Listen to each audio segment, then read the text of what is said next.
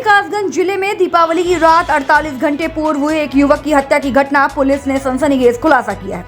खुलासे के दौरान पुलिस ने युवक की हत्या के मामले में उसकी कलयुगी पत्नी और उसके प्रेमी को गिरफ्तार किया है। युवक की हत्या उसकी पत्नी ने अपने प्रेमी के साथ मिलकर रस्सी से गला घोंटकर की थी। वहीं पुलिस ने हत्या में प्रयुक्त रस्सी को भी बरामद किया है, जिससे हत्या की घटना को अंजाम दिया गया था।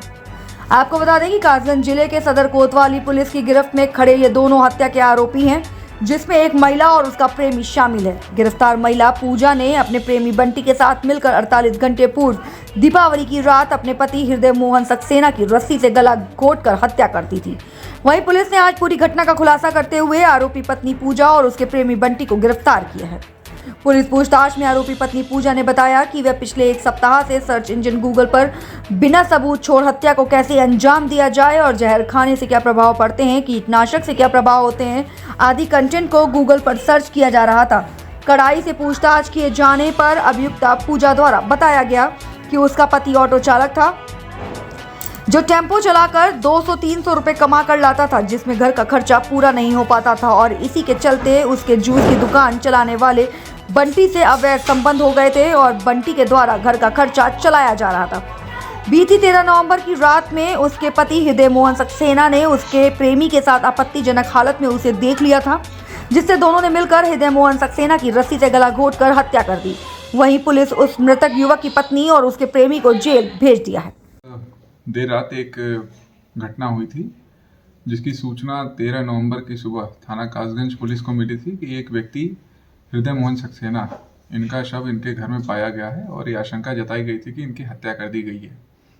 जो मृतक थे उनकी पत्नी द्वारा एक लिखित तहरीर दी गई थी थाने पर, जिसमें उनके द्वारा ये बताया गया कि उन्होंने अपनी आंखों के सामने 3 लोगों को, जो कि उनके ही मोहल्ले के रहने वाले हैं, उन्हें अपनी पति की हत्या करते हुए देखा है। जो घटना स्थल का बारीकी से निरीक्षण किया गया था तथा जो भी भौतिक प्रदर्श वहां से एकत्रित किए गए थे,